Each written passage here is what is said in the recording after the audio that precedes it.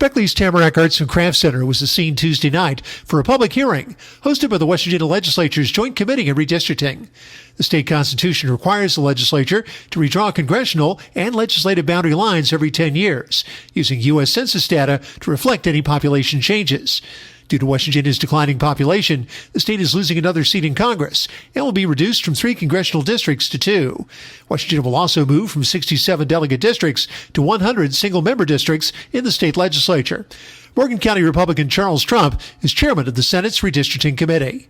This government belongs to the people, and we want to hear their voices and opinions on how it should be structured. The people who turned out have strong opinions about how delegate districts should be configured, how they should not be configured.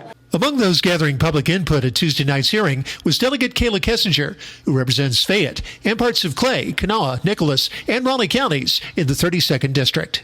Redistricting is incredibly important. I think it's an issue that doesn't get talked about a lot. People like policies that get people excited, and while redistricting may be considered kind of boring in a way, it's incredibly important because this is going to determine what West Virginia is going to look like moving into the future. Among the speakers at Tuesday night's hearing was Monroe County businessman and newly elected Commissioner Melvin Young. He said it was important to know the person who would be representing the county.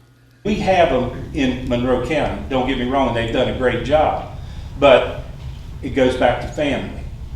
If you know the person that is elected, and you see them at church, you see them in the store, you see them out, and you guys know what's going to the stores like in your local communities, and it's fun. My wife wants to leave me at the store a lot of times and just go home, but we really need that single member. The committee also heard from Raleigh County Commissioner Dave Toliver. He hoped lawmakers would use common sense during the redistricting process. As you probably know, last time it was redistricted, Raleigh County was chopped up like sauerkraut.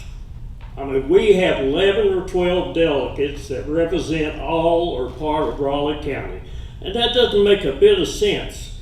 We had to spend over $450,000 in buying voting machines because we had so many delegates in Mercer, Summers, Fayette, Wyoming County that it cost us $450,000. So what we're asking you to do is just use some common sense. It's ridiculous for one county to be represented by 12 different delegates.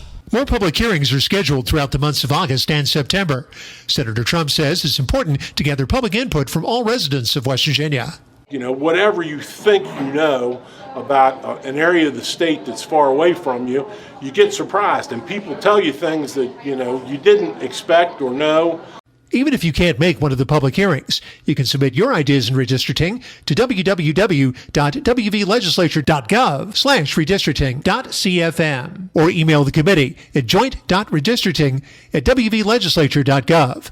Once the committee receives final data from the U.S. Census Bureau, it will begin work in redistricting sometime in the fall. I'm Warren Ellison reporting for News Talk WWNR.